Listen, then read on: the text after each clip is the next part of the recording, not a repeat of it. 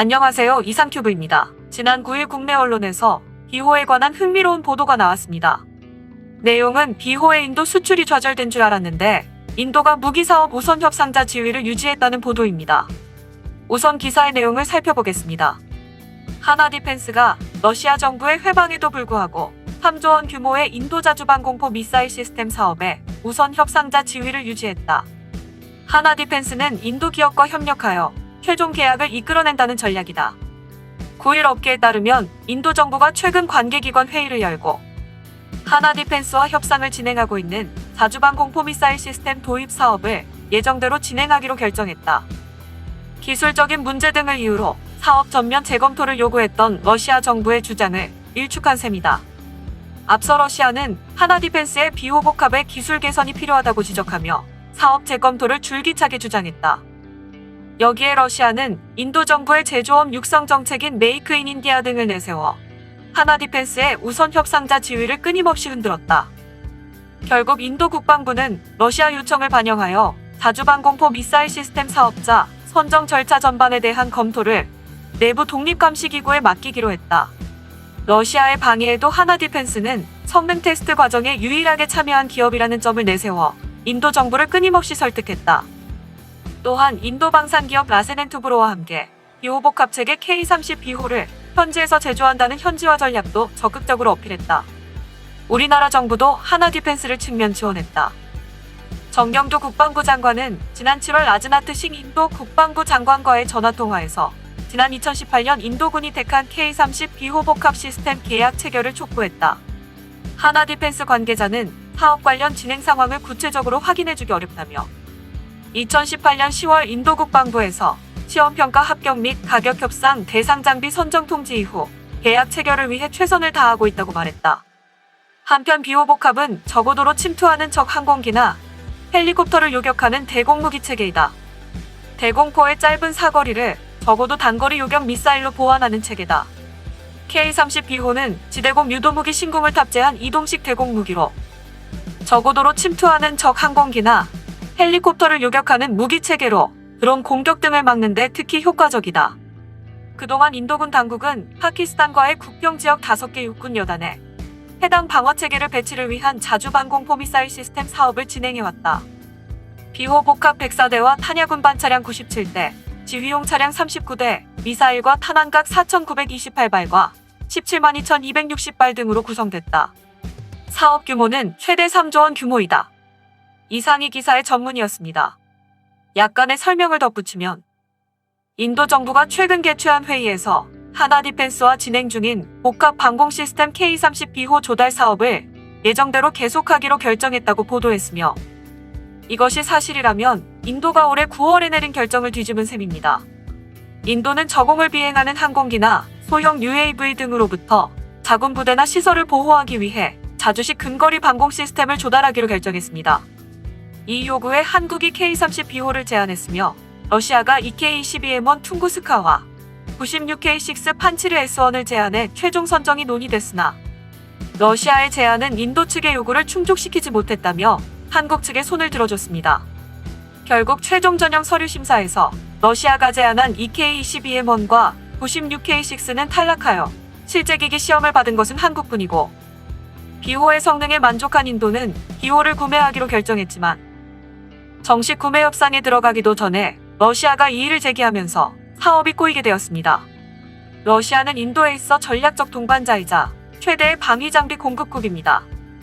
이렇듯 러시아의 의사를 무시하고 비호 도입을 추진하면 S-400과 수호이-35 등 다른 중요한 방위 장비 공급에서 불이익을 받을 수 있어 인도 국방부는 어쩔 수 없이 육군이 채택하기로 한 비호의 요구 사양서가 10년 전에 책정된 것을 이유로 인도 국방부가 사업 중단을 권고했고 이에 따라 인도의 신 국방장관은 비호 조달을 중단하고 국내 조달에 착수했습니다. 그러나 하나디펜스는 비호를 한국에서 제조하여 인도로 수출하는 것이 아니라 인도 기업인 라세넨투브로 등과 협력하여 비호를 현지 생산하겠다고 알렸고 우리나라 정부도 인도 정부의 비호 조달을 지속하도록 다독여서 우선 협상자 지위 유지를 이끌어내는 데 성공한 것입니다. 인도 언론도 비호 조달 중지가 결정되었을 당시 육군이 도입에 적극적이기 때문에 조달 사업은 파기되지 않았다라고 보도한 적이 있어서 아무래도 인도의 비호의 수출 가능성은 아직 남아있는 것 같습니다. 인도에 대한 비호 수출이 성사되면 총 계약액은 3조 원 정도로 알려져 우리나라 정부와 하나디펜스는 인도 수출을 성사시키기 위해 안간 힘을 쓰지만 섣불리 계약을 맺지 못하면 몇 년 뒤 미국의 근거리 방공 시스템 IM 쇼레드와 러시아의 업그레이드된 방공 무기가 등장할 예정이어서 인도는 미국과 러시아제 근거리 방공 시스템에 관심을 가질 수 있는 상황이 올 수도 있습니다.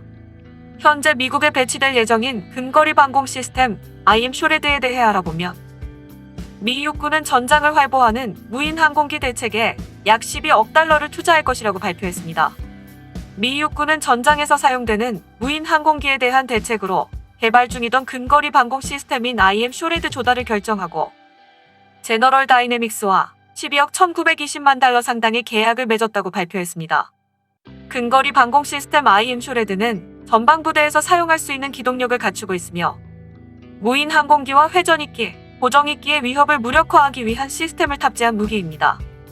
탑재한 무기로는 최대 사거리 약 5km의 스팅어 미사일 4발과 사거리 약 8km의 롱보 헬파이어 2발, 30mm 체인건과 7.62mm 기관총을 탑재하고 있으며 고정식 A사 레이더 4기가 장착되어 있어 상시 360도 경계가 가능한 조준 시스템이 채택되고 있습니다.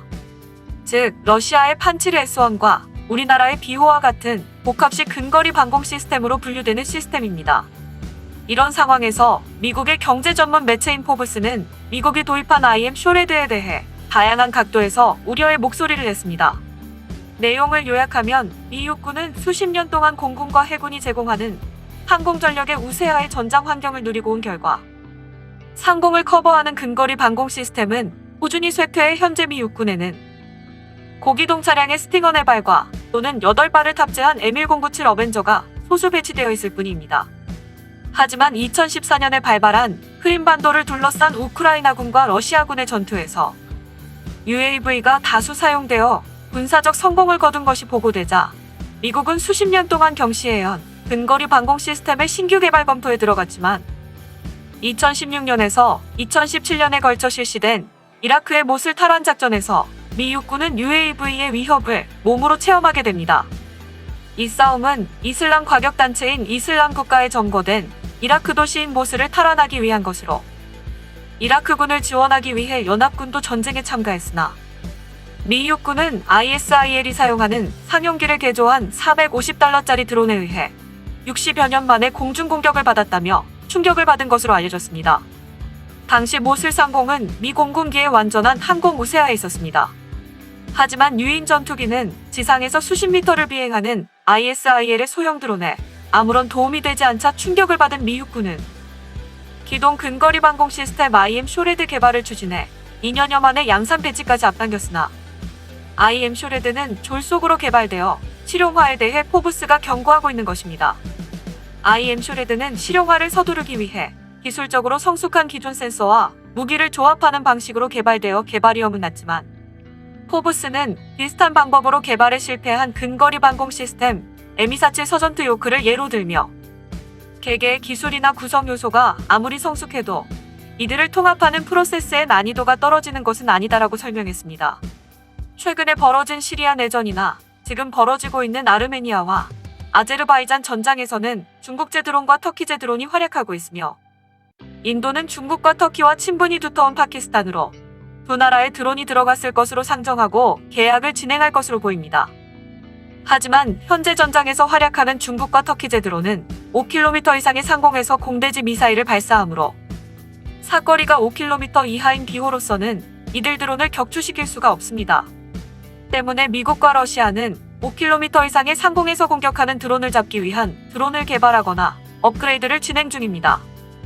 우리나라의 비호도 엄청난 속도로 향상되고 있는 최근의 드론 개발 속도에 맞추어 비호의 사거리를 늘릴 수 있는 업그레이드를 진행한다면 세계 각국에서 수요가 증가할 것으로 예상되는 적어도 방공 시스템 분야에서 새로운 명품 무기가 될 것입니다. 이상 마치겠습니다. 시청해주셔서 고맙습니다. 이상큐브였습니다.